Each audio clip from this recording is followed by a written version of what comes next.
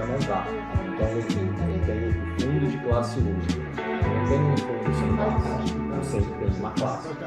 Bom dia, boa tarde, boa noite. Mais um programa Investimento à Beça. Hoje com meu amigo Martim Iglesias. Tudo bem, Martim? Tudo bem, Hudson. Como é que você está? Tudo bem, e você? Bastante tempo que nós não nos víamos, hein?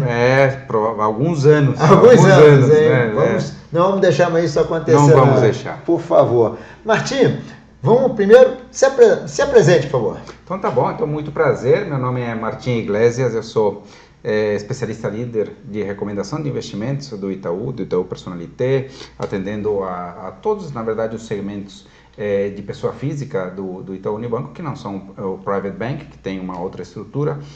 Sou professor também da Fundação Getúlio Vargas, há quase 20 anos já chegando nessa linha. E na 2006, então comecei na GV em 2006, né? Comecei de 2006, então acho que logo chega aí nos 20 anos. Sou escritor, né? Então tenho 4 livros publicados também. 4 já? Não, agora de 3. 4 livros publicados. Que você lançou 2 de uma vez só. Estou lançando o segundo, está para ser lançado agora. Né? O quinto, então? Não, o quarto. Esse vai ser o quarto. Que o quarto já está escrito e só não está nas livrarias ainda, mas já está impresso, inclusive. Mas então, você vai me dar um autógrafo. Eu vou lhe dar um autógrafo. Tá. E tem mais um projeto aí mais ambicioso de um livro aí, mas esse vai demorar um pouquinho mais. Enfim, também sou, portanto, aqui com toda a minha experiência em mercado financeiro, né? Quase 30 anos de mercado financeiro. E também um gosto em comum com você pelas finanças comportamentais, né? Acho que é extremamente importante, né? Minha vida, então, na verdade, sempre foi voltada para investimentos nesse ambiente de pessoas físicas, né? E é basicamente o que eu gosto, que de fato me motiva para trabalhar. Isso é bacana, né? Isso é bem bacana. Aí ele está escrevendo um capítulo de um livro sobre fundos também, que vai sair ano que vem está saindo. É isso aí. Ano que vem está saindo, estão escrevendo juntos aqui. Martim, vamos começar um pouquinho? Investidor vai investir, futuro, cenário. Como é que fica? Pois é. Até para quebrar e pegar duas. Uma, primeiro como é que você está vendo o cenário e depois a importância dos cenários para a decisão de investimento. Não, perfeito. Bom, o cenário de fato, acho que tem talvez um descolamento entre o cenário internacional e o cenário Brasil. Acho que o cenário internacional é construtivo, mas não vou falar muito, depois podemos abordar isso. É construtivo. Construtivo no sentido de que você acha que é bom.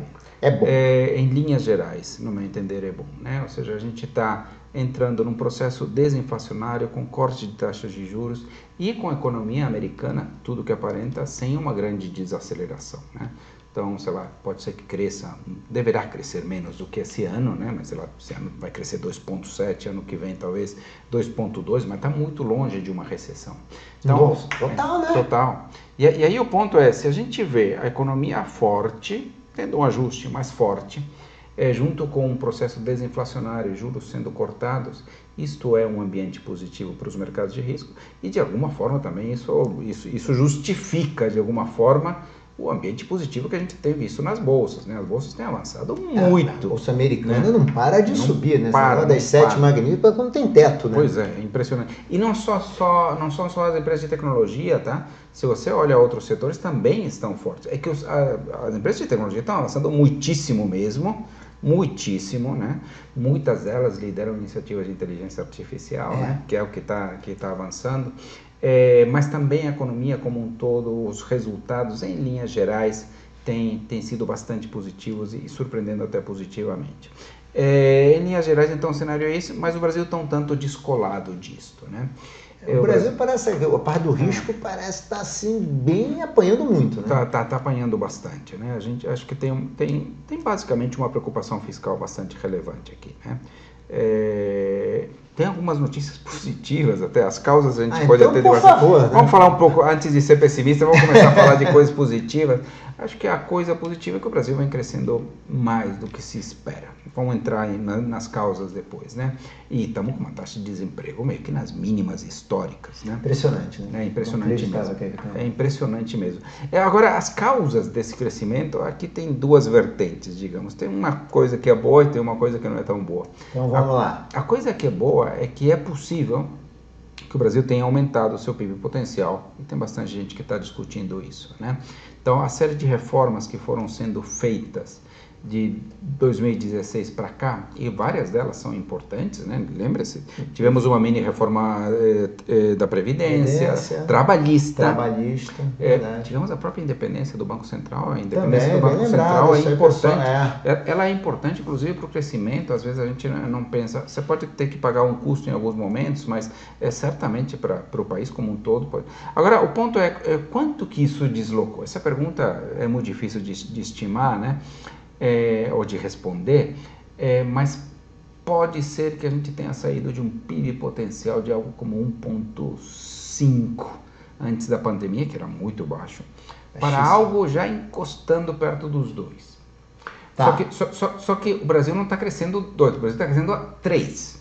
O que é surpreendente, já vai terceiro ano seguido, né? Que a gente está 3 ou próximo. Mas você sabe, né? Quer dizer, quando a economia cresce acima do seu potencial, isso não é para sempre, né? E aí o que está justificando muito disso certamente tem a ver com os gastos do governo, né? E isso que está impulsionando o déficit. E se por um lado tem alguma notícia que é positiva no curto prazo, por outro lado traz muitas preocupações sobre endividamento, sobre a estabilidade da relação dívida-PIB ou como ela avança, né? Então você está dizendo o seguinte: o crescimento hoje nem todo ele é benigno. Porque pode ser que lá na frente venha um preço a pagar. Tá claramente que não pode ser benigno. Porque a gente está com juros muito altos e inflação se aproximando muito do teto da meta. Então, o termômetro diz que não está tudo certo, né? Gostaríamos, certo? Todo mundo gostaria que o Brasil tivesse aumentado o PIB potencial para 3, mas claramente não é isso. Senão a inflação não estaria nesse nível, com juros nesse nível. Né? Porque se tem inflação é porque ou tem alguma restrição de oferta grande, não tem claro, nenhuma, ou é demanda, né? É demanda, né? No caso é demanda, e muito por conta da demanda do governo. Então, a grande preocupação que aparece no Brasil, todos nós sabemos, é essa questão fiscal.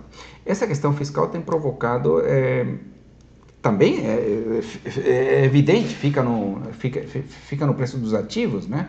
Então a gente vê títulos longos, né? Brasil pagando 6,80, né? Então inflação mais 6,80, né? Então quer dizer, inflação mais 6,80 isso aqui não tem nada a ver com o Selic, tá, do Banco Central, tá? É importante deixar claro, né? Isso aqui tem a ver com as expectativas, com percepção de risco, com a visão de que eventualmente o Tesouro vai ter que pagar mais de juros para rolar uma dívida crescente, né? Isso impacta também a taxa do prefixado, trabalhando acima de 13% em muitos vencimentos, ou na casa de 13%. E aí o problema com isso é um problema que isso freia um tanto a economia, né? A Selic alta é um problema também, mas ela movimenta alguns setores de consumo mais de curto prazo, né? Coisas mais relevantes, inclusive investimentos, não são determinados pela Selic, né? São determinados pelo prefixado de 2, 3 anos. Grandes investimentos são determinados pelo juro de longo prazo indexado à inflação. Esse PCA mais 7. Claro. Então, você imagina um empresário pegar um empréstimo de 10 anos em PCA mais 7. Claro, porque ele vai ter que pagar um prêmio em relação a esse PCA mais 7 mais, né? Exato. E aí o ponto é, que empreendimento é capaz de gerar retornos dessa magnitude, né? Então, muitos projetos ficam na gaveta, simplesmente ficam na gaveta. Outros que já foram feitos podem se tornar não produtivos, né, ou não conseguir carregar esse custo de financiamento. Então, temos uma preocupação que, se por um lado gera oportunidades para investidores, né, por outro lado, tem uma preocupação econômica sobre o crescimento de longo prazo, né? Eu fico pensando assim, você falou, a gente tem um crescimento de curto prazo, que talvez muito vitaminado pela essa questão fiscal, com as transferências de renda e coisa do tipo. Mas aquele investimento produtivo que vai aumentar o PIB potencial, exatamente. Esse sofre com esses juros. Ali na frente vai ter um teto. E não que sofra necessariamente com a Selic, tá? Porque, sei lá, quem que pega crédito em Selic, né? Você não pega crédito em Selic. É pelo pré, né? Pelos indexados à inflação, que basicamente são como você trabalha. Esse pode não andar, não está andando às mil maravilhas, né? O investimento no Brasil tradicionalmente não é tão alto e poderá começar a sofrer cada vez mais. Eu digo que houve uma reversão muito importante de tendência, né? Final de 2023, né? Sei lá, Selic estava sendo cortada e perspectivas de todo mundo, era Selic fechando entre 8,5 e 9 nesse ano, ou abaixo. Né? Me lembro disso. Lembra disso? Lembro disso. Começamos o ano ali com focos ali em torno de era 10, 9,5, a gente falava 9. Exato, né? E estamos terminando falando perto de 12, focos, né, 11,75, indo para 12, gente falando de para esse ano, né? Para o ano que vem, já tem gente falando que pode ser na casa de 13. Então, hoje uma pessoa dessas que está sempre no jornal, 13,25. Pois é. Quer dizer, são números que de fato preocupam, né? Agora, como é que isso se transforma em algumas oportunidades para quem tem dinheiro, para quem tem liquidez? Acho que tem uma oportunidade importante nesses títulos indexados à inflação. Não tenho dúvida. Primeiro, deixa eu só fazer uma parte. Eu sempre falo de uma carteira diversificada, não uma pizza. Mas a gente pode ter uma visão estratégica com visões táticas, né? Explica um pouquinho. Claro. Então, você tem que ter uma pizza de longo prazo, né? Que tente incorporar os prêmios de equilíbrio de longo prazo. Né? Então, bolsa é boa? Sim, bolsa é boa, deve ter um prêmio adicional. Né? Títulos indexados à inflação são bons? Sim, tem um prêmio lá que gera retornos. Eventualmente, títulos de crédito, tem um prêmio pelo risco de crédito. Então, quando você pensa numa estratégia de longo prazo, a ideia é incorporar sempre ativos que têm prêmios de risco. Pensando nesses cenários. Pensando nesse cenário de longo prazo de equilíbrio. Tá. Né? Agora, o ponto é o seguinte, provavelmente há momentos um pouco melhores que você tem algo de convicção que valeria a pena aumentar ou eventualmente reduzir determinadas fatias da tua pizza diversificada. Né? Isso que nós chamamos de uma carteira, uma alocação tática. Tá bom. Né? Então, mas sempre em base a uma diversificação. Quando eu falo que tem oportunidade nos títulos indexados à inflação, não estou falando que é para colocar 100% neles.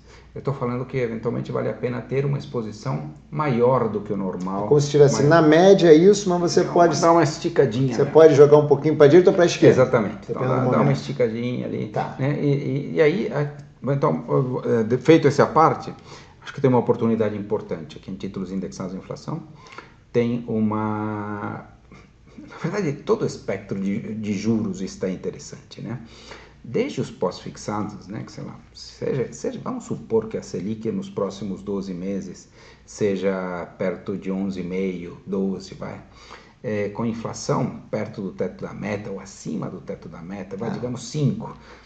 Estamos falando de 7 pontos de juros reais, né? Na Selic. Na Selic, né? Estão perto de 7. Acho que a inflação mais 6,80 é melhor porque você perpetua isso, né? Então, por um horizonte muito mais longo. Mas de qualquer jeito, os pós-fixados Selic são interessantes, os indexados à inflação são interessantes, o pré-fixado tem prêmios bons, mas eu acho que dentre esses três, ele é um pouquinho mais incômodo. Eu ia te perguntar isso, porque tem alguns alunos que me perguntam, lembra quando estava mais ou menos, tinha um spread 12, 11, uma época... Aí, não, professor, vai ser maravilhoso. Eu falava, eu sou velho. Assim, quando eu vejo muita instabilidade, eu tenho medo de pré. Eu tenho medo também. E nem é pela marcação a mercado, tá? No meu entender, que também é um problema, mas principalmente porque se há uma aceleração inflacionária, você vai comer muito juro real. Né? A Selic deveria acompanhar e mudar em algum patamar, os indexados à inflação têm uma proteção inflacionária e o pré a rigor não tem. Né? Então você vai ter um efeito de marcação a mercado, mas você pode comer bastante juro real. Pensa num pré, né? Sei lá, que estava lá no final do ano passado, né? Com a projeção para vir perto de 8. Se essa inflação vier para 5, 4,50, como deve provavelmente fechar esse ano, talvez até um pouco acima do teto da meta, você já não tem uns 3 pontos de juros reais, o que é pouco. Está bem menor do que o IPCA+, né? E bem menor do que o CDI deve ter dado, porque ele foi subindo. Né? Então, esse é o ponto um pouco mais incômodo, mas mesmo assim, eu acho que é interessante. Acho que a Bolsa está sofrendo bastante, né? A Bolsa é o que eu queria ver contigo, porque no mundo, você imagina, o ativo de risco, a classe de ativo de risco, Bolsa, vamos botar aqui, é a pujança da economia, o financiamento da atividade produtiva. Só que a Bolsa, ela está apanhando Depois vou falar de multimercado também, mas vamos falar de bolsa primeiro. Não, é difícil convencer uma pessoa, né? Tá difícil. Na sua conversa da pizza, a pessoa olha, Martim, mas pera, eu estou apanhando aqui nessa Está apanhando pizza. ali, está apanhando nos multimercados, são duas preocupações. Bom, deixa eu só falar, eu estava fazendo um texto, só antes de falar de quais são as preocupações em relação à Bolsa, estava fazendo um texto para os 30 anos do Plano Real, né? Que foi publicado no site Inteligência Financeira. E aí, Inteligência Financeira. Pô, lê o texto do Martim, hein? E aí, eu fiz algumas contas sobre quanto tinham rendido os diversos ativos desde nos 30 anos do Real. A inflação foi na casa de 700%, né? Desde o Real? Desde o Real. Mas também os primeiros anos... Os primeiros anos foram mais fortes. Foram mais fortes. O dólar, naquela época estava em 5,48, hoje está mais alto, significou 440%, né? Naquele momento do estudo. Então, abaixo até da inflação. A Bolsa, aí que está interessante, né? A Bolsa tinha dado 3.300%. O que você diz assim, é bom, porque não te contei o resto da história ainda, mas você diz, não dá para dizer que algo que multiplicou por 33 é ruim. Tá bom. Né? Não posso dizer que é ruim. Provavelmente imóveis não multiplicaram na sua maioria por 33. Se seguir aquela ordem, mas aquela lei da inflação... provavelmente é isso mesmo, né? Tem vários estudos sobre isso, que a inflação mais pouco que os imóveis rendem, são bons mecanismos de proteção, mas não de grandes valorizações. Mas aí vem a Selic, né? O CDI. A CDI deu 8.000%. Deu 8.000%. Que isso, mas impressionante. É mais do que o dobro. Pois é. É impressionante. Assim, cadê o equity premium, né? Exatamente. A gente que vive dando aula, cadê o equity premium? Esse é um ponto. A Bolsa tem insistido em ficar barata, mas particularmente nesse momento ela está mais barata do que a média, que já é barata. Né? Então, você pega Price Earnings, para mim a melhor medida não é a cotação nominal do índice Bovespa, né? Nem de qualquer ação. Acho que a medida boa, realmente boa, é o índice de preço-lucro. Né? Porque ela mede de alguma forma quanto que ela está barata em relação à realidade do lucro que ela está gerando. O price earning é quantos anos você... Claro, é um indicador... Claro, exato. Então, sei lá, uma ação a 200, cotada a 200, que tem lucro anual de 10, ela demora 20 anos de lucro a 10 para te devolver os 200. Ok. Né? Então, é um indicador.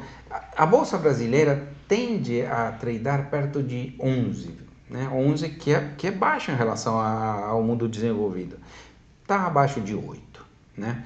Então ela está mais barata do que ela costuma ser. Tem motivos para isso. Tá? Mais ou menos é 11, está 8 hoje. Está 8. É isso, tá bom. Tá, e tem motivos? Claro que tem motivos. Né? Acho que um dos principais motivos, se não o principal motivo, é que a taxa de desconto longa está muito cara. Que é um pouco do que a gente estava falando. Exatamente. Lá, né? Mas a taxa de juros... Exatamente. Ela até tem tido dificuldade para cair, se você olhar. Né? Enquanto, sei lá, os juros longos subiram muito e provocou uma desvalorização importante. E por que ela está com dificuldade de cair? Ela está com dificuldade de cair exatamente porque ela está com um valuation interessante. Mas está com muita dificuldade de subir. Em alguns outros momentos que eu me lembro de price earnings baixos, eu vi uns momentos por exemplo, no meio da pandemia, né? Tá bom. Grandes preocupações do mundo, mas que estava começando a se resolver. Quando começou a se ver que se resolvia, nem tinha se resolvido, mas quando o mercado começou a ver que isso se resolvia, ela retorna para os seus patamares muito rapidamente. Eu me lembro de outros momentos em que ela ficou com muita dificuldade, eventualmente o Brasil avançou com algumas reformas e ela recuperou. A preocupação é que a gente não vê tantas possibilidades de mudança hoje, assim, que estejam assim tão claramente para dizer que é um trigger imediato para começar a subir. Né? Hoje está esquisito, né? Porque a discussão do fiscal não anda, continua com problema. O mundo também não tá, os Estados Unidos está indo muito bem, mas a China não vai. Então, realmente a Bolsa brasileira está faltando alguma... Mas ela está descolada, né? Se você olhar no geral, o mundo tem avançado, né? Em termos de bolsa, né? Bolsa americana tradando 19 de price earnings, né? Que é muito, 19,20, que é muito forte. Aqui a gente tem esses problemas. Por que o price earnings é bom de qualquer jeito? É porque se ela está barata e os lucros se mantêm fortes, pode ser que ela não valorize, mas você vai ter lucros e vai ter dividendos. Então, essa que é uma das coisas pelas quais às vezes é bom ter algo de bolsa, né? Era isso que eu ia te perguntar. Então, como é que nesse cenário todo, nessa história, como é que se convence alguém a manter um pedaço? Não, eu acho que, o primeiro ponto é que, não precisa convencer, tá? Então, acho que tem pessoas que, de fato, acham que não vale a pena esse risco e, sei lá, eu acho que tem sentido. O investidor é soberano. Exatamente. Mas eu acho que tem possibilidades, particularmente no momento como o atual. E o mais interessante é que a Bolsa não anda numa linha contínua, né? Não anda num 1 mais 1 mais 1 mais 1 igual a 10, né? Ela anda num 2 menos 3 menos 5 menos 4, depois mais 10, sabe? Certo. E geralmente quando ela dá esses saltos, é quando basicamente todos os investidores, ou todos aqueles que tinham possibilidade de investir, meio que saíram. Só ficaram os investidores de longo prazo, empresas recomprando, né? E aí o que tem que haver no mercado é uma mudança de direção. E geralmente quando há uma expectativa de que as coisas, não precisa nem melhorar, há uma expectativa de que as coisas melhoram, ela anda muito rápido. Porque é muito volátil o Brasil. Mas você sabe uma estatística super interessante? É a seguinte, eu fiz isso tanto para a Bolsa Americana como para a Bolsa Brasileira. Menos de 0,5% dos dias são responsáveis por 100% do retorno. Se você perde 0,5% dos dias, menos até do que 0,5% dos dias, você não consegue ter o Active Risk Premium nem na Bolsa Americana e nem aqueles 33 vezes que a Bolsa multiplicou. Era 0,4% dos dias. O ponto é se você quer, né, eventualmente, se expor à Bolsa ou ter algum ganho, né, você tem que estar exposto a ela sempre. Porque você não vai acertar esse 0,4%. Esse é um argumento. Depois você me manda esse estudo, hein, por favor. Te mando. Até compartilhar com meus alunos. Não, bacana.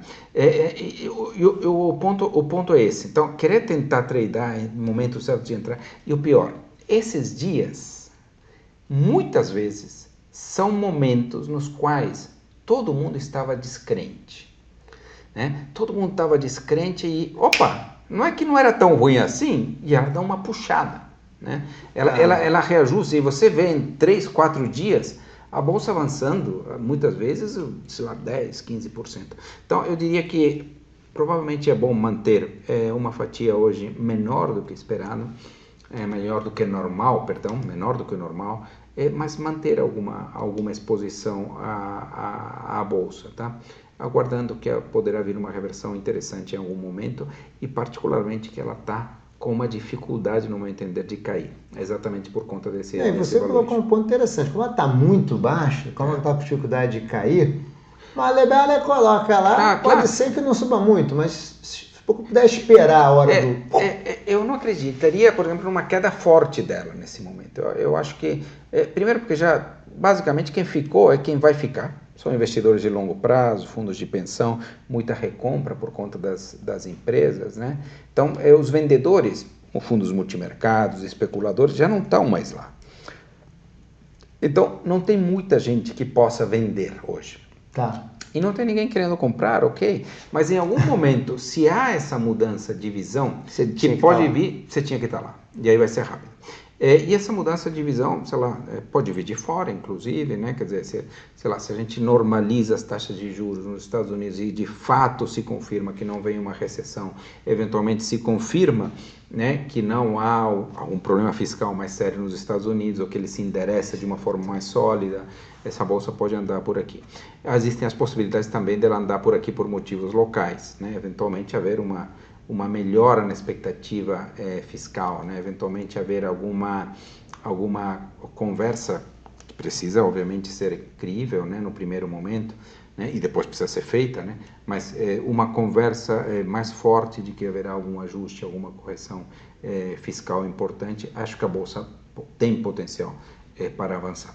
Mas digamos assim, no Brasil hoje, então, eu diria, dentro da tua fatia de pizza natural, eu estaria com um pouquinho mais de títulos indexados à inflação e um pouco menos de bolsa. O que você faria com os multimercados que estão há 2 anos, quase 3 apanhando? Pois é. Sua orelha deve estar queimando. Não, é difícil mesmo, né? Quer dizer, a indústria acho que não passou por uma trajetória eu, sei lá, ainda tem algum tempo, né, uns 2 meses ali, sei lá, um pouco menos, desse ano, ele precisaria fechar um ano inteiro Esse bom. ano, para se recuperar, tem que acontecer. Depende, tem alguns que estão ainda um pouquinho molhando. Mas, não, mas a indústria como eu faço um estudozinho com a amostra lá de uns 1.000 e poucos fundos, né? Que a gente faz a seleção lá, teoricamente são fundos negociáveis para varejo, né? Vamos tanto tudo. Bem, a média 60% a 70% do CDI. Não, tudo bem. E é na média, tudo bem. Não, tem alguns que estão indo muito bem. Enfim, de fato, quer dizer, eu acho que média ainda mediana. Tá? Tá bom. Não, mas eu diria que de alguma forma, eu ainda tenho uma esperança de que isso de alguma forma melhore, que uma parte aí razoável melhore, seria importante para a indústria. Acho que para a indústria seria muito importante não fechar um segundo ano calendário ruim, isso fica muito carimbado depois na história das lâminas, das coisas. Mas de fato, eu concordo com você que está difícil. Eu digo mais uma vez, eu acho que você não precisa de risco disso. Também, né? Com a taxa de juros desse tamanho, de mercado de risco indo mal, né? Pois é, né? Mas que aqui tem um ponto, o ambiente não foi propício, eu concordo, mas a gente espera um pouco de mobilidade e posicionamento em qualquer uma das pontas, né? A favor, contra risco, né? O mercado internacional não dá para se queixar também. Estava particularmente na bolsa. Você não pegou nada, né? Você não câmbio, pegou internacional, claro, você não pegou o câmbio. Podia estar posicionado em câmbio. Então, esse que é o ponto, né? Eu tenho uma explicação que é meio minha aqui, tá? Por favor, a explicação do Martim, só fazer um parêntese aqui. Eu tenho a impressão de que houve alguns erros sistemáticos na condução da política monetária americana. Tá. Né? Então, para mim é muito claro que o Banco Central americano errou o momento de começar a subir os juros. E ele deu sinais muito esquisitos sobre o momento do início do corte, que se esperava para o início do ano, acabou sendo quase para o fim do ano. E algumas coisas foram erradas, no meu entender. Algumas sinalizações. Bom, o momento do início da alta dos juros foi completamente errado. Se você se lembra, o Powell ficou meses, muitos meses, dizendo que era um problema passageiro, botava a culpa em carros usados, uma série de coisas aí que você diz, aí eu acho que talvez o mercado tenha lido o que tinha que ser feito. Tipo assim, e como não foi feito o que tinha que ser feito, o mercado se perdeu um tanto. Né? Pode e aí, ser. Então, o mercado não contava com alguns erros na condução da política monetária americana, né? Coisa que não costuma, de fato, acontecer com tanta frequência, né? Enfim, acho que isso está se normalizando. Eu acho que o momento do corte começou, acho que as sinalizações deverão ser mais claras, um pouco mais previsível, pelo menos, sem errar novamente, porque se tem uma coisa que o Jerome Powell não quer neste momento, é entregar o mandato com a economia em recessão. Sim. Já errou, já gerou inflação, sabe? Eu estava pensando que você falou, como ele errou na hora de subir, ele agora não quer errar de jeito, não quis errar de jeito na hora de descer. Exatamente. Né? Então ele começou a atrasar daqui e atrasou aqui também para não errar. Né? Então eu acredito que os movimentos serão feitos de alguma forma coerente, né? Condizente. Né? Eu acho que os erros também se devem ao fato deles não terem a nossa experiência aqui de lidar com a inflação. Né? Acho que nós temos um know-how aqui a ser exportado sobre como lidar com a inflação por diversos. Não, é o seguinte, quem está aí economista, muitos deles ou viveram o período da inflação, ou quiseram estudar nas suas teses de doutorado, de mestrado, de tudo mais, na vida acadêmica, como é que se comporta a inflação. A gente tem um conhecimento instalado disso que os americanos não têm. O último ciclo inflacionário importante nos Estados Unidos foi na segunda crise do petróleo em 1979. Isso aí. Você teve algumas bolhazinhas lá, mas nada comparado foi lá com o que e cá agora, exatamente. 40 anos depois. Então, ninguém lidou direito com essas questões. Aqui a gente tem essas habilidades. Mas aí por aí, vamos ver, eu tenho alguma certa esperança em relação a isso, tá? Fala. Não, pode dizer. Então, digo, não é tão infundada a minha visão de que pode haver uma recuperação mais recente, tá? Então, eu diria que se a condução da política monetária americana é mais coerente, eu acho que ele continua sendo provavelmente um dos principais fatores de risco sempre, e particularmente no último ano foi o principal, né? Eu acho que tem a possibilidade sim de se explorarem um pouco melhor essas oportunidades. Agora, Nico, você está falando uma coisa que a gente ficou muitos anos falando que o Brasil não investe fora. Começou a investir. E aí, como é que você está vendo esse movimento? Está tendo um movimento, você já percebe ali no personalité, né? Você já começa a perceber, e pode ser uma oportunidade? Será que chegou a hora, gente? Olha lá para fora, não olha só para o Brasil? Eu acho que sim, eu acho que é importante, acho que particularmente aqui, uma preferência aqui pela Bolsa Americana, tá? E acho que não é só, certamente não é por conta da valorização recente, eu acho que tem algumas coisas estruturais muito interessantes na economia americana que se refletem na Bolsa, né? Claramente a economia americana é uma economia que tem uma vocação empreendedora e uma vocação de inovação impressionante. De vez em quando a gente gosta de olhar para o Oriente e dizer, puxa vida, tem inovação. Não tem inovação, tem ganhos de eficiência, tem usos bons da tecnologia, mas se você pensa assim, as grandes revoluções, quase todas elas são americanas. Hoje estamos vivendo inteligência artificial e grandes players, acabamos de falar, são americanos. Google, Exatamente. Meta, Eles estão Apple, trabalhando isso. Microsoft. Qual que seria, talvez, a anterior a isso? Eu diria que teria sido uma revolução ligada às redes sociais. Pode ser. Qual teria sido a anterior? Eu diria que anterior a esta, provavelmente teria sido a revolução da internet. Ia também falar a mesma E coisa. americana. Essas três são americanas. Antes disso, a própria computação, que é Dell, IBM, é americana também, né? Puxa vida, a gente pode continuar indo, vai parar na indústria do entretenimento, no cinema, cara, vai parar nos automóveis. Os automóveis, tudo bem, foram inventados na Europa, mas quem popularizou a indústria foi o Ford, né? Cara, você pode ir até as ferrovias, pode ir até um monte de coisa que mostra um processo de inovação que ele é forte. E acho que ele é forte por dois motivos. Primeiro, pela forma como se protegem os direitos e pela forma como, inconscientemente, até socialmente, de uma forma muito permeada dentro da economia americana, o inovador é visto e apreciado e de alguma forma cultuado, né? Isso então, é verdade. A cultura do mérito é muito forte lá também. Isso se reflete numa ideia, numa busca constante por inovação. E acho que a capacidade do mercado de capitais financiar e entregar para o inovador, através de múltiplos, acabamos de falar de 19, 20 price earnings, ele se apropria da riqueza de uma inovação muito rápida, né? Na hora que você pega em fluxos de caixa descontados com múltiplos de 20 vezes o lucro, o cara enriquece de alguma forma muito importante. Então, eu acho que tem essa vocação de crescimento, essa vocação de inovação que é importante, que se reflete na Bolsa e o mercado de capitais que premia e precifica isso. Então, eu diria que e isso é super importante, né? É isso que faz com que a Bolsa vá crescendo. É o seguinte, estava falando com os meus colegas da Avenue, isso aparece no índice, né? Essa inovação aparece no índice do S&P, por exemplo, ou no Dow Jones. Por quê? Porque as empresas inovadoras vão sendo substituídas, né?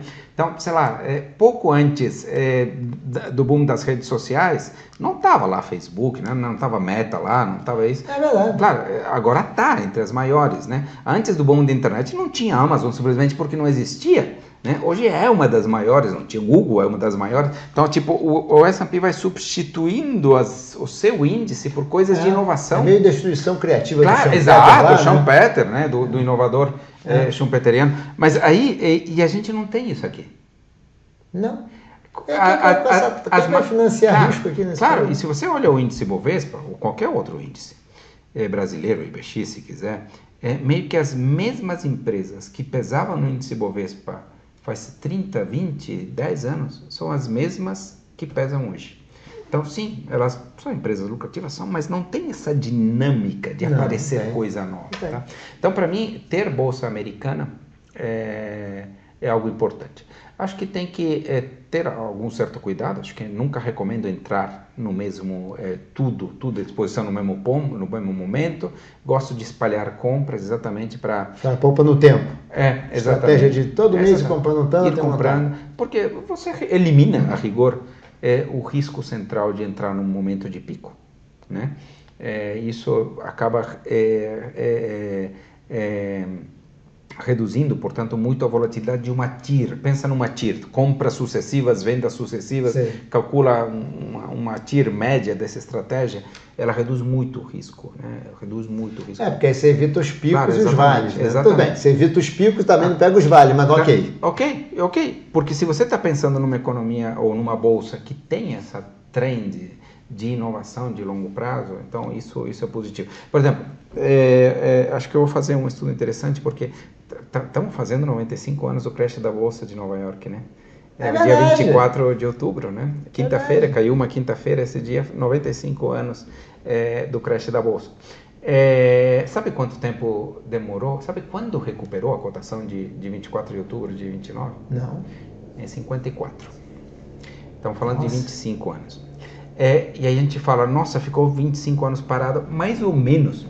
Porque se você tivesse ido comprando ao longo de toda essa queda e essa recuperação, você também teria tido lucro. Sim, quem comprou lá embaixo...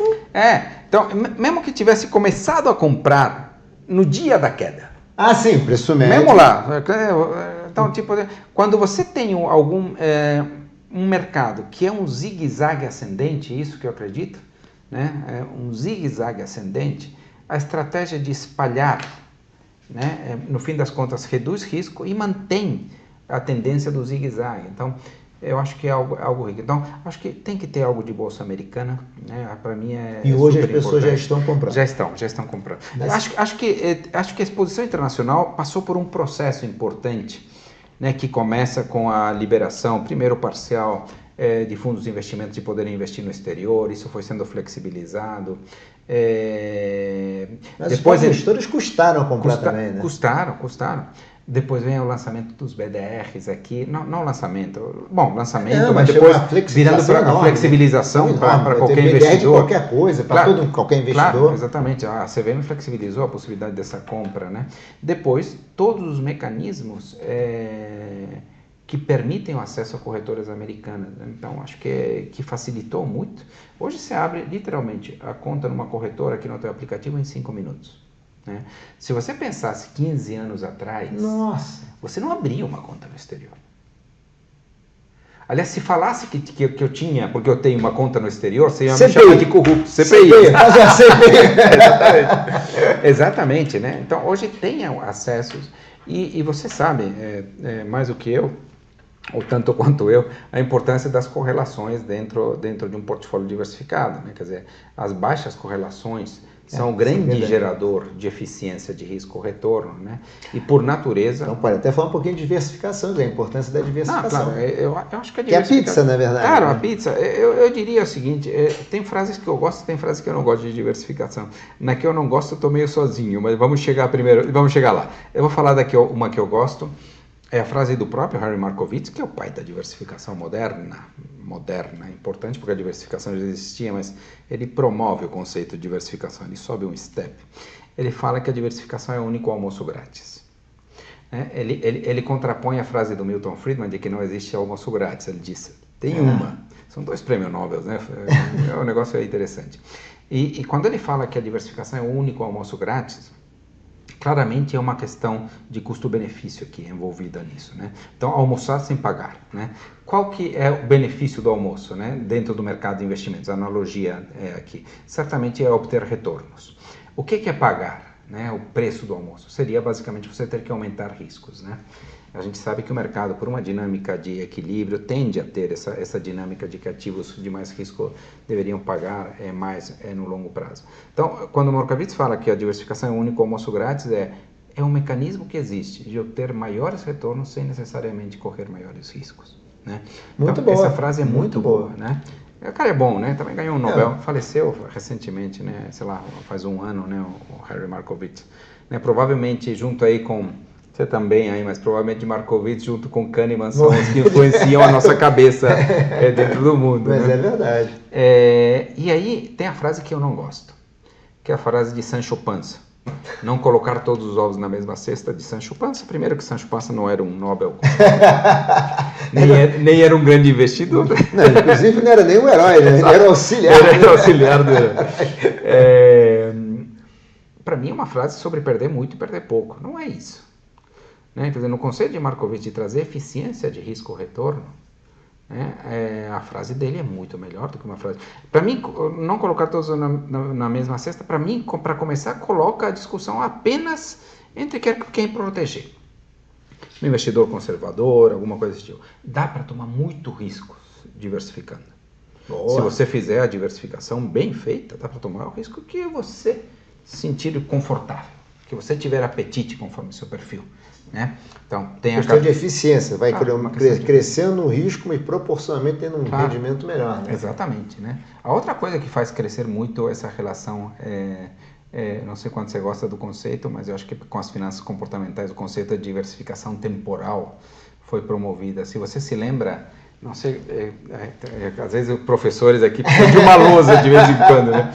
Mas pensa no risco-retorno no longo do tempo. A diversificação temporal é o benefício de manter ativos de risco no longo prazo no teu portfólio. Se a diversificação de portfólio é o benefício de obter, de ter ativos descorrelacionados no portfólio, a diversificação temporal é o benefício de obter ativos de risco no longo prazo no teu portfólio.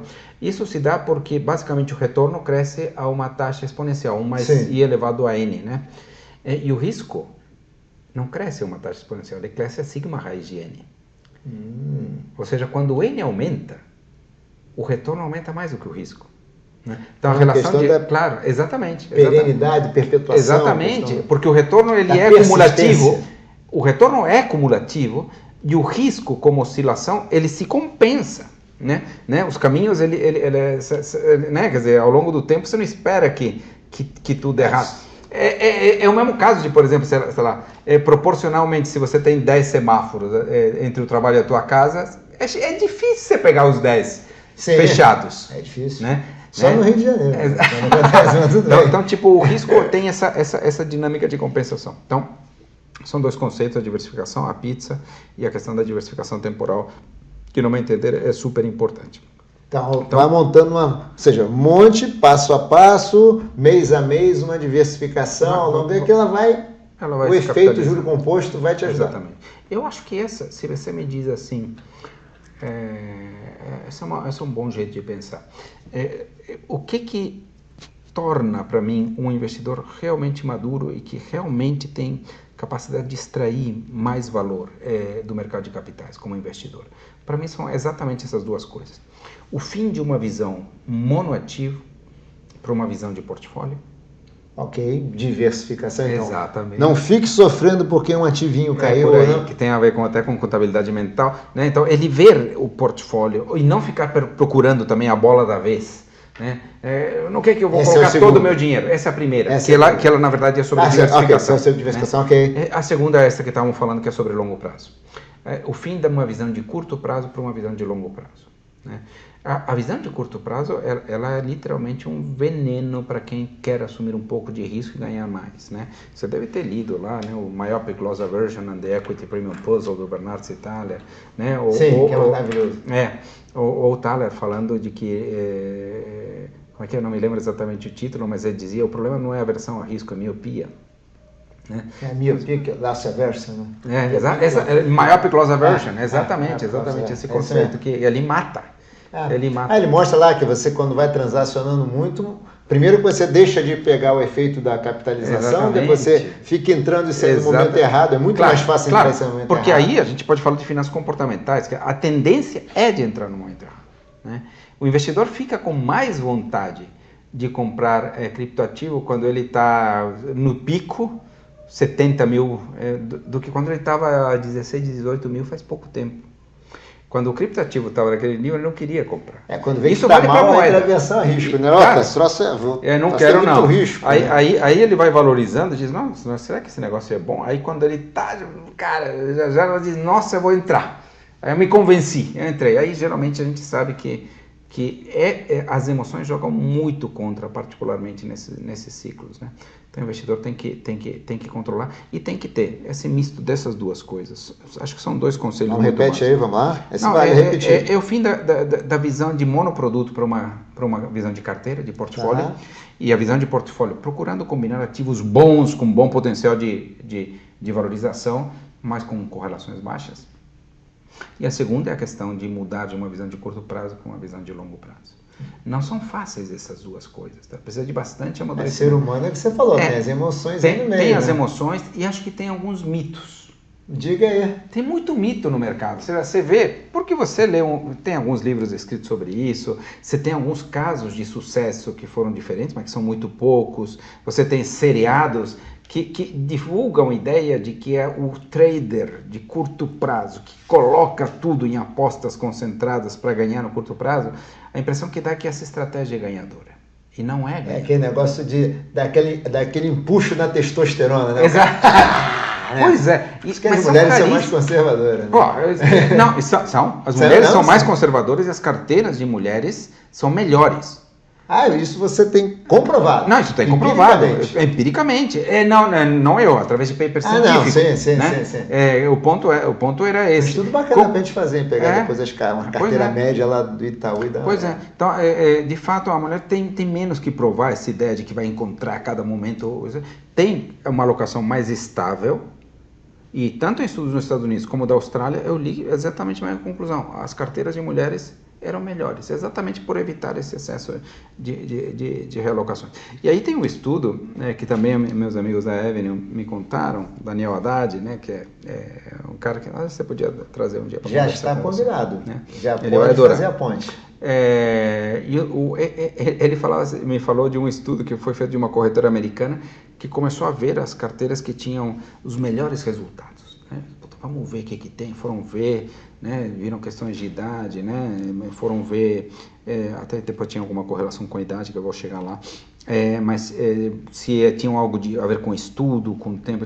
No fim das contas, eles concluíram que eram as melhores carteiras, porque na verdade era uma carteira do pessoal que tinha morrido e que não mexia nas suas carteiras. Sabe? Que o cara herdou e fica, papai fazia isso, deixa Não, nem isso. Era o cara que ainda tinha ficado com uma conta parada lá. Que aí eles descobriram que ninguém tinha reclamado herança, estava lá naquela corretora americana, disponível para quem fosse ver, mas estava o dinheiro parado de um cara que nunca mais mexeu faz 20 anos, e esse cara foi quem mais ganhou.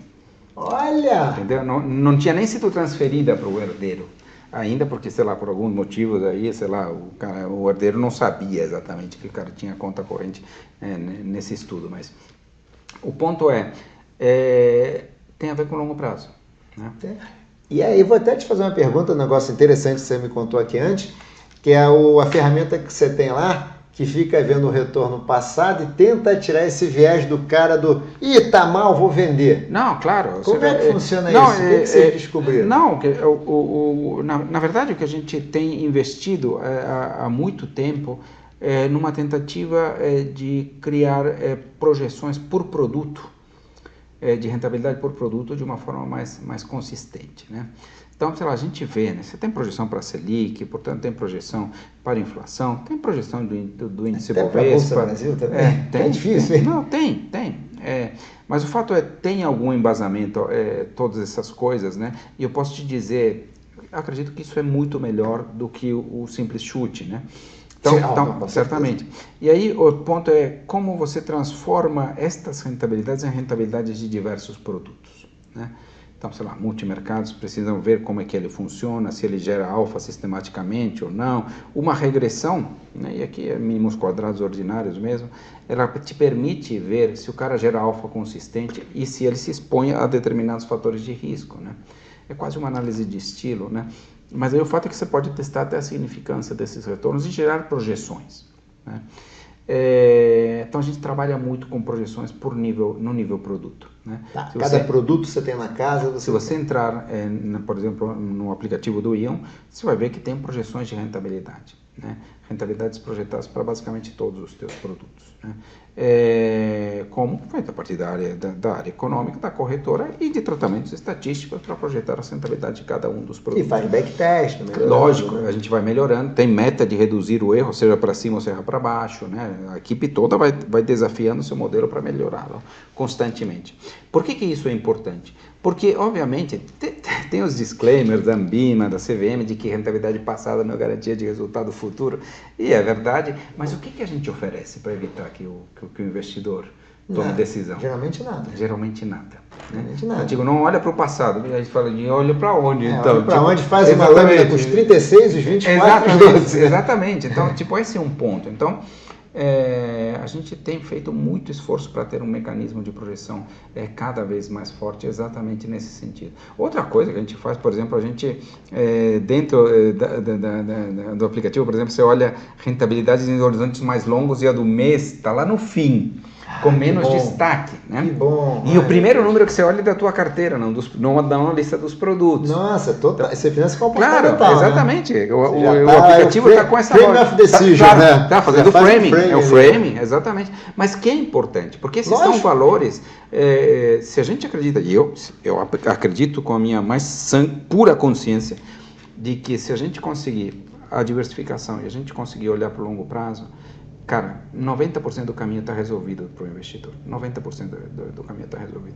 Então, no aplicativo a gente basicamente tenta endereçar para que as decisões sejam tomadas dessa forma. Interessante. E tem funcionado? As pessoas têm... Já dá para pegar alguma coisa? Já é possível? Porque tempo que você tem que dizer, as pessoas estão menos apegadas ao passado. Ou ainda está muito recente ainda? Está recente, eu acho que está né? recente, tá? A gente tem outras métricas de satisfação sobre os processos de assessoria no aplicativo, né? A gente tem uma nota da carteira, todo cliente lá já tem calculado. Você tem. Você nunca viu a nota da tua carteira. Eu tenho que olhar. Mas tem uma nota lá e quando a nota é baixa, né, você pode pedir, né, alguma recomendação de realocação baseada nos retornos esperados, nos riscos, né? E o que a gente tem visto é que aqueles investidores que passam por esse fluxo de otimização da sua carteira, eles ficam mais satisfeitos, né, e tem aumentos consideráveis da sua rentabilidade. Então, essa medida a gente tem. Prazo. Exatamente, portfólio e longo prazo. Então, acho que é um pouco, acho que é um caminho, tá? Acho que é um caminho, tá? Mesmo quando a gente pensa em mercados de investimento maduros, como o americano, a gente vê os vieses. Os vieses estão ali, né? Quer dizer, quem não tem viés? Você diz, puxa vida, Martim, você acha que eu não fico com medo? Quando começa a cair, na pandemia, os mercados caindo, você acha que eu não fico com medo? Lógico que fiquei com medo, né? Você acha que eu não fico me perguntando, puxa vida, o dólar está subindo, será que eu não devia ter tido mais dólar, não sei das coisas? Vou comprar mais dólar. Isso vale para qualquer ativo. Então, acho que a questão é, de alguma forma, a gente precisa trabalhar para que os vieses não dominem os processos de decisão. Concordo plenamente com você. É um processo educativo, né? É um processo educativo. É um processo que nem um treinamento, né? É muito de autoconhecimento, né? Boa. Ou seja, né? Acho que a questão é se a pessoa sabe que existe uma tendência de ir aumentando a vontade de comprar um ativo sempre que ele vai valorizando, talvez ela fique... E vontade de vender sempre que ele vai caindo, que talvez devesse ser ao contrário, né? Ele já começa a se proteger e pensar um pouco, né? Então, acho que isso é importante. Acho que, eventualmente, aqui, eu realmente acho que um processo de um terceiro, seja uma pessoa, seja um aplicativo, pode ajudar a tirar muitos vieses das emoções. Que até para a pessoa, às vezes, também é uma dificuldade. Porque a própria assessor também tem, vezes, né? Mas ele pode ter. Ele pode ter. Para ele mesmo. É que às vezes... quando para o próximo é mais fácil. Exatamente. É que nem médico que não quer alguém da família, né? Então, é um pouco isso mesmo, né? Então, é alguém olhando um pouco de fora a situação, né? Então... um pouco como um coach, né? Eu acredito muito que um trabalho de um bom assessor de investimentos ou de um aplicativo, como nós estamos falando, está muito ligado a evitar que as pessoas errem muito. O Munger falava muito disso. Ele falava o seguinte, cara, para ser bem sucedido em investimentos, basta não fazer grandes bobagens. Mas por que ele está falando isso? Ele está falando isso porque os ativos têm prêmios de risco. Tem juros e tem juros sobre juros e tem prêmios de risco. Então, é só não fazer grandes bobagens, né? O grande problema de quem particularmente sofre de excesso de confiança, estávamos falando um pouco sobre isso, né? Que é o sujeito que quer treinar demais, toda hora, né? É o cara do excesso de testosterona, né? Exatamente, né? O grande problema desse sujeito é que ele quer encontrar a cada momento o melhor ativo, né? E aí, muitas vezes, ele se deixa levar, de fato, pelas emoções, né? Muitas vezes se deixa levar. Ele é incitado, né? Porque você vê alguns influencers, tá? Aquele negócio, os exemplos do cara, o exemplo fulano, o exemplo de cicrano. Você tem que ler eu posso te mandar Por um favor. artigo que chama Finfluencers. Finfluencer, ele foi apresentado na Suíça este ano, quem me mandou foi meu amigo Jurandir Macedo, e ele diz o seguinte, ele compara influenciadores com bons resultados, influenciadores neutros, que têm um resultado parecido com o mercado, e os ruins, né? Bons. E aí ele gasta o tempo comparando os bons com os ruins, né? E aí ele vê, os ruins obviamente têm pior resultado, mas e aí ele começa a ver, ele cataloga em primeiro lugar a frequência de posts, né? De forma geral, os ruins postam mais do que os bons. Que o bom tá ganhando dinheiro, né? E está estudando. Tá estudando, né? A outra os ruins tendem a ser mais vocais, ou seja, tendem a amplificar o que o mercado está sentindo. Por quê? Porque, sei lá, a gente sabe que as redes sociais são sobre gritos, né? E esse é um ponto. Mas para ele amplifica os sentimentos que existem, e os sentimentos que existem, na maior parte, estão precificados. Sim. Né? Portanto, e esse cara, pela sua vocação, tem muitos mais seguidores do que aqueles que possam. Esse cara tende a ter um comportamento assim, cara, eu vou estudar e maravilhas, oportunidades não aparecem todo dia no mercado. É contra-intuitivo, né? É contra-intuitivo. É contra-intuitivo. Exato. Então, esse cara está focado em encontrar algumas oportunidades e recomendar.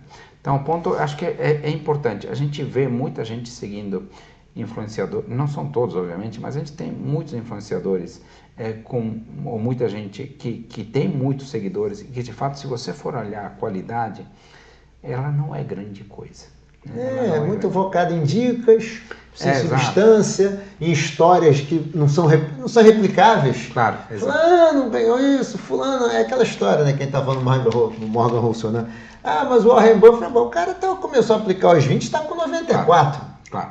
Pô, exato. Então, assim, o cara tem consistência, o cara tem método, não sei o quê. Não é uma pancada, o cara não foi por causa de uma pancada. Aí pega uma história de alguém. Sempre tem a história de alguém. Né? Como é que é a história? Até relógio quebrado marca a hora certa 2 vezes por dia?